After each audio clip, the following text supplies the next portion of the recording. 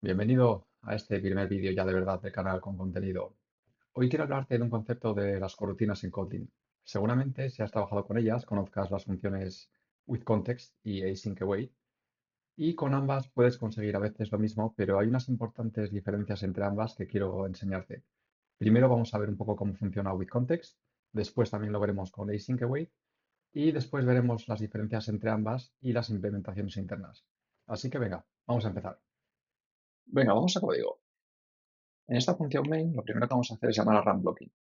Esto es porque aquí vamos a querer llamar a una función nueva que vamos a declarar nosotros que se llama testWithContext.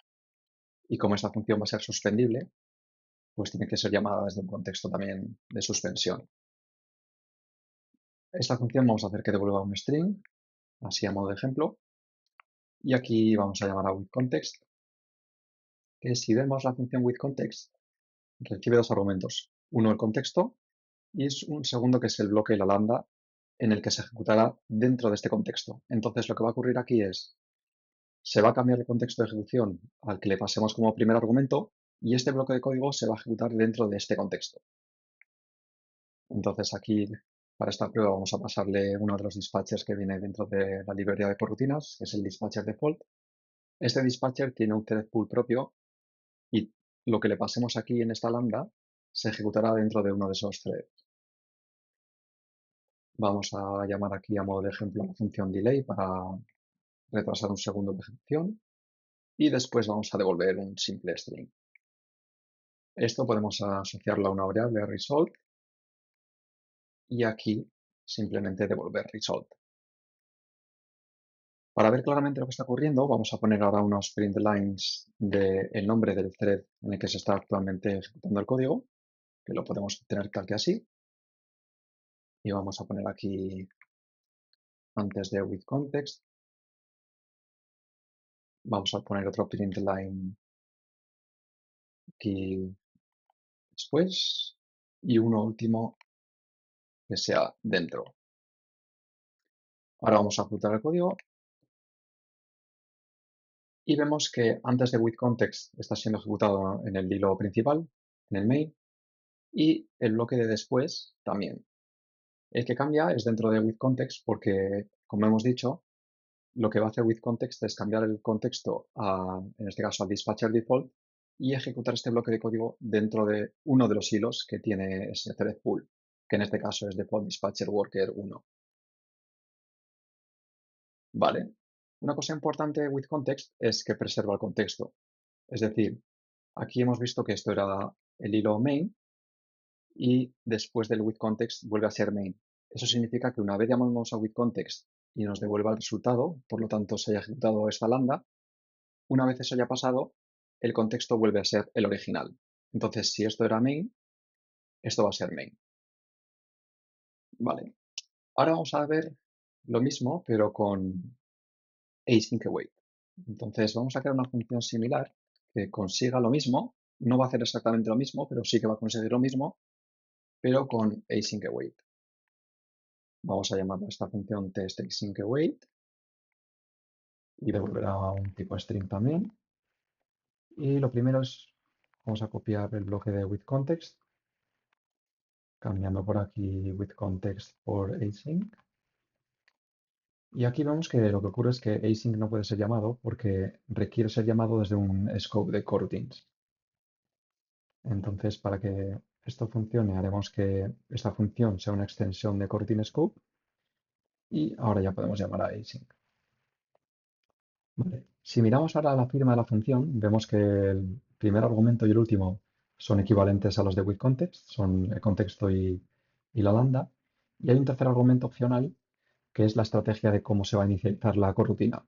Esto nos permite que esa corrutina, en vez de ejecutarse de manera inmediata, pues pueda ser hecha, por ejemplo, de manera lazy, que hasta que nosotros no le digamos que comience o hasta que nosotros no pidamos cuál será su valor, no se inicie. Lo vamos a dejar por defecto en este caso. Y otra diferencia que hay con withContext y es que withContext, si nos fijamos, el bloque de código que le pasamos es una función que devuelve un tipo T. Y withContext devuelve este tipo T. Esto es porque este bloque de código, al ejecutarlo devuelve un valor de este tipo y withContext devolverá ese valor. Sin embargo, en async vemos que el bloque de código también será una lambda que devuelva un tipo t, pero sin embargo la función como tal devuelve un deferred de tipo t.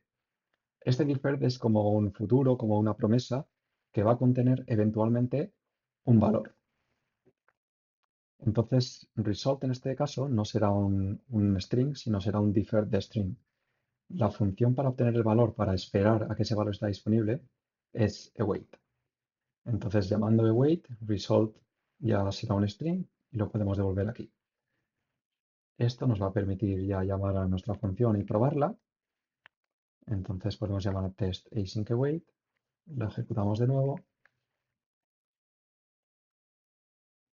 y vemos un resultado similar al de withContext. Antes de async está en el hilo principal, después está en el hilo principal otra vez y dentro de async está en uno de los hilos del thread pool del dispatcher default. Ahora vamos a ver un poco las diferencias clave entre ambas. En cuanto a creación de corrutinas, withContext no crea una corrutina nueva, simplemente lo que hace es cambiar el dispatcher al que le pasemos, ejecutar la lambda en ese dispatcher y después continuar la ejecución. En el caso de async await, o async en particular, no es así, porque async crea una corrutina nueva, es por ello que nos devuelve ese objeto deferred y si nosotros instantáneamente llamamos a await, sí que entonces bloquea o suspende, mejor dicho, hasta que el resultado está disponible. Pero para verlo más claro, vamos a hacer aquí un cambio. Aquí en lugar de hacer await directamente, vamos a quitar el await. Esto, por tanto, se convertirá en un objeto deferred de tipo string y result sería deferred.await. Y ahora vamos a poner un print aquí y vamos a decir que esto es antes de await. ¿Qué creéis que ocurrirá? Vale, primero se ha llamado antes de async, lógico, después antes de await y después dentro de async y después de async. Si os fijáis, antes de await se ha imprimido en segundo lugar, después de esto. Esto es porque como aquí no hemos llamado a wait todavía, la corrutina se ha creado, pero como no la hemos esperado, la ejecución sigue por aquí. En el momento que hacemos wait, la función test async await se suspende, espera el resultado y después continúa. Esa es una de las grandes diferencias, que async crea una corrutina y nosotros tenemos más control pudiendo esperarla llamando a await. Ahora, en cuanto a la ejecución en paralelo, si hablamos de withContext, la ejecución es secuencial. Esto lo podemos ver claramente porque withContext, como devuelve el tipo T de, de la lambda que le pasemos, para poder devolver este tipo T, este result, tiene que ejecutarlo completamente. Entonces, en este punto en la ejecución, significa que esta lambda se ha ejecutado hasta el final. No tenemos opción de esperar o no esperar. Esto no es el caso para la async, porque con async en cada llamada creamos una corrutina y después tenemos el control de poder esperar cada corrutina. Esto lo vamos a ver ahora con un ejemplo. Vamos a crear otra corrutina aquí, la vamos a llamar deferred2. Y aquí una cosa que podríamos hacer más avanzada es esperar las dos corrutinas a la vez. Esto lo podemos conseguir con la función await all y aquí podemos pasarle una lista de deferreds. ¿Qué ocurriría aquí?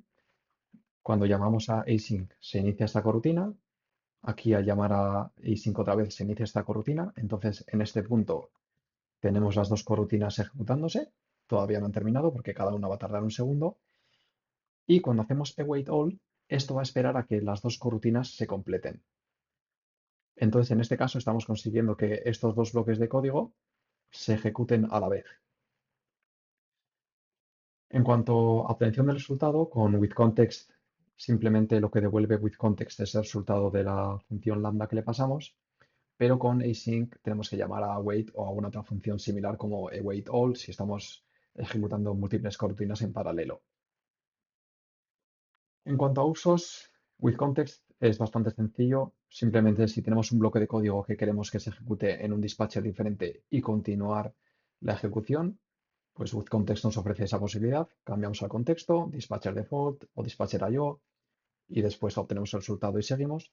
Sin embargo, si tenemos la posibilidad de ejecutar varias tareas en paralelo, con async await o await all nos da esa posibilidad. Podemos lanzar varias corutinas, cada una ejecuta su tarea y después podemos obtener el resultado, beneficiándonos del paralelismo.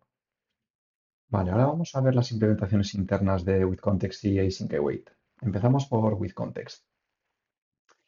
Lo primero que vemos aquí es que llama a una función que básicamente lo que hace es suspender la coroutine y esto nos da acceso a la continuación, a partir de la cual podemos obtener su contexto.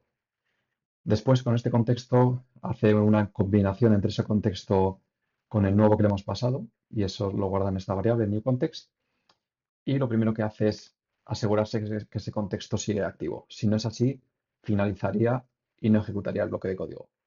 Esto tiene sentido para no ejecutar algo que no va a ser necesario porque su scope padre no está ya activo. Después lo que vemos es un par de priorizaciones, estos fast paths. El primero de ellos simplemente comprueba si el nuevo contexto es exactamente igual al anterior. Si es así, pues simplemente ejecutará el bloque de código de manera instantánea en este scope coroutine que ha creado.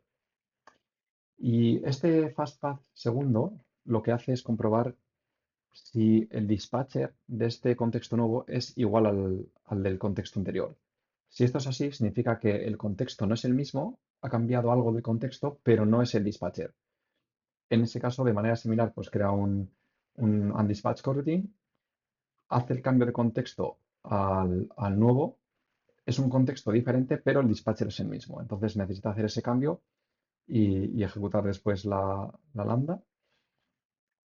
Y en caso contrario, si el dispatcher como tal es diferente, pues hará ese cambio de dispatcher que llevará un coste mayor a los casos estos de los fastpaths y ejecutará el bloque de código en ese contexto. Vamos ahora a ver la implementación interna de async. Si vemos la primera llamada, trata de calcular el contexto nuevo sobre el que trabajar y para eso llama a esta función pasándole el contexto que ha recibido como primer argumento. Esto lo que va a hacer es fusionar o combinar ambos contextos, el actual y el nuevo que le pasamos, y va a determinar, por ejemplo, dónde y cómo se ejecuta la coroutine.